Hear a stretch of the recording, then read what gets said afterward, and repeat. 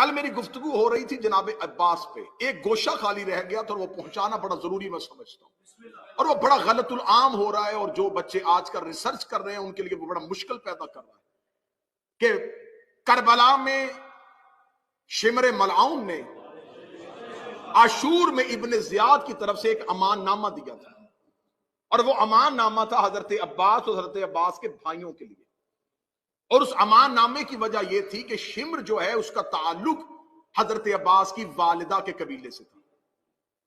یہ بات اتنی مشہور کی گئی ہے کہ بعض جگہوں پہ باقاعدہ رشتہ معاذ اللہ ثم معاذ اللہ لکھ دیا جاتا ہے کہ رشتے کے اعتبار سے ماموں تھا، کیونکہ جناب ام البنین کا جو قبیلہ ہے، جو نسل ہے، جو خاندان ہے، اسی کے ساتھ ہی شمر کا تعلق تھا۔ پوری ذمہ داری کے ساتھ، مکمل منبر کی خطیبانہ دیانتداری کے ساتھ، شمر کا تعلق بنی کلب سے تھا، عباس مولا کی ماں کا تعلق بنی کلاب سے تھا۔ دونوں قبیلوں میں فرق ہے، وہ بنی کلاب میں سے تھی، یہ بنی کلب میں سے تھی۔ بنی کلب یہ وہ عرب کا قبیلہ تھا جو صحراؤں میں بھیڑے پالا کرتا تھا، بھیڑے پال کے شہروں میں جا کے بیچا کرتا تھا۔ شمر ملعون کا تعلق بنی کلب کے ساتھ ہے۔ ہاں، اب آپ مجھ پہ سوال کریں کہ کیا کتابوں میں یہ لکھا ہے، مقاتل میں یہ لکھا ہے کہ امان نامہ آیا؟ ہاں آیا، یہ میں مانتا ہوں، کتابوں نے یہ روایت دی ہے کہ امان نامہ آیا ہے، لیکن وہ امان نامہ رشتہ داری کی بنیاد پہ نہیں دیا۔ میں نے آپ کو شاید دوسری یا تیسری تقریر میں بتایا تھا کہ حسین کے پاس کل 4 علی تھے۔ ایک مجلس میں نے بتایا، جناب محمد حنفیہ، جناب مسلم بن عقیل، جناب عباس ابن علی، اور جناب عبداللہ ابن جعفر طیار۔ محمد حنفیہ کو مدینے چھوڑا، عبداللہ ابن جعفر طیار کو کوفے بھیجا، مسلم بن عقیل کو مکہ چھوڑا، جناب عبداللہ ابن جعفر طیار کو، مسلم کو کوفہ بھیجا، صرف اکیلے عباس کو لے کے گئے۔ اب کربلا میں یزید اور یزید کے لشکر کو خوف تھا عباس کا۔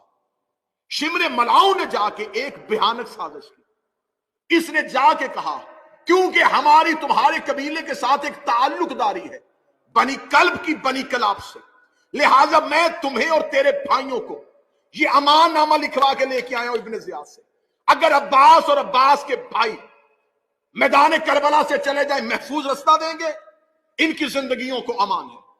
عباس، تجھے اور تیرے بھائیوں کو میں ابن زیاد سے امان نامہ لکھوا کے لے کے آیا ہوں۔ اب یہ وقت ہے عاشور کا، یہ وقت ہے میدان کارزار کا۔ کاش وقت ہوتا تو عباس تفصیلی جملے پڑھتے۔ حسین نے کہا عباس اس کا جواب دے۔ عباس گھوڑے کی زین پہ آئے، حضرت عباس نے ایک ہی جملہ کہا، تبت یدا کا، تیرے ہاتھ ٹوٹے۔ اب علمی جو لوگ بیٹھے وہ اس گہرائی کو سمجھنا، اب وقت نہیں تھا، میدان جنگ ہے اور گھمسان کا رنگ ہے۔ عباس نے ایک جملہ کہا، تبت یدا کا، تیرے ہاتھ ٹوٹے۔ یہ لہجہ عباس نہیں ہے، یہ آیت قرآن کس کے لیے آئی تھی؟ ابو لہب کے لیے۔ تبت یدا ابی لہب، اے ابو لہب تیرے ہاتھ ٹوٹے۔